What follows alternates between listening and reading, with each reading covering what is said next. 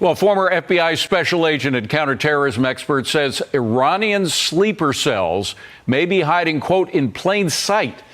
He thinks Biden's border policies created perfect conditions for a possible terrorist attack.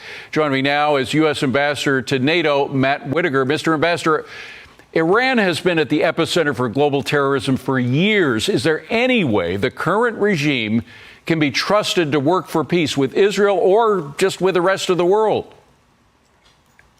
Well, it's good to be with you, David. I would say that this Iranian regime, while they can't be trusted, they are as weak as they have ever been. You know, True.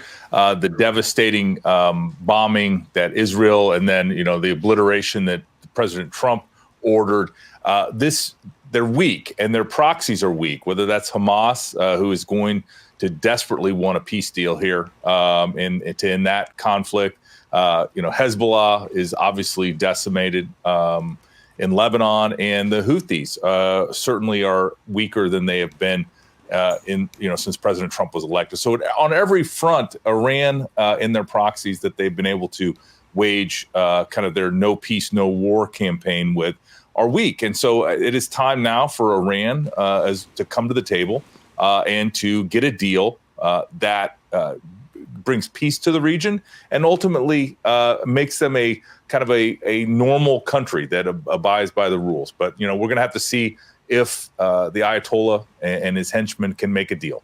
All right. I just, again, to see how many times they've violated agreements that they have made, whether it was on the nuclear program or anything, I just wonder how much a paper with their signature on it is worth these days. But I want to move on to Trump saying that he plans to send more weapons to Ukraine. Let me play the soundbite and get your reaction. Roll it. Mr. President, are you planning to send more weapons to Ukraine? We're going to send some more weapons. We have to. They have to be able to defend themselves. They're getting hit very hard now. They're getting hit very hard. We're going to have to send more weapons. Yeah, defensive weapons primarily, but they're getting hit very, very hard. Very sad. So many people are dying in that mess. Looks like we will continue to support Ukraine militarily. He said defensive weapons primarily, but not just that. Are you on board with it?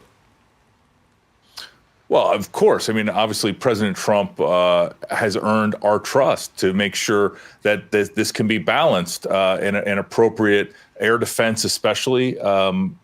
Weapons can be supplied to Ukraine. But, I think what President Trump is certainly thinking about is how much can the United States give to Ukraine and at the same time maintain our strategic stockpiles? Because, we cannot have a weak United States of America. And so we need to make sure that we are constantly monitoring what's being provided and also make sure that both sides come to the table and get peace deal done. President Trump is a peacemaker first. It's why Netanyahu has nominated him for the Nobel Peace Prize, because he's brought conflict, whether it's India and Pakistan, whether it's, the 12-day war. He is a peacemaker. And ultimately, I think that's what we all need to be working towards, is ending this conflict between Russia and Ukraine, and at the same time making sure that that the death and dying that's happening, the thousands, like 7,000 soldiers are dying on the battlefield every week, together with civilians now, because Russia is hitting major cities in Ukraine. It just needs to end. Mr. Ambassador, as our representative to NATO, during the first administration, the president got a lot of NATO members to come up with more cash to fulfill their role in securing Europe. Are they doing so now? Is the pressure still on them, particularly with regard to Ukraine, but on other issues as well?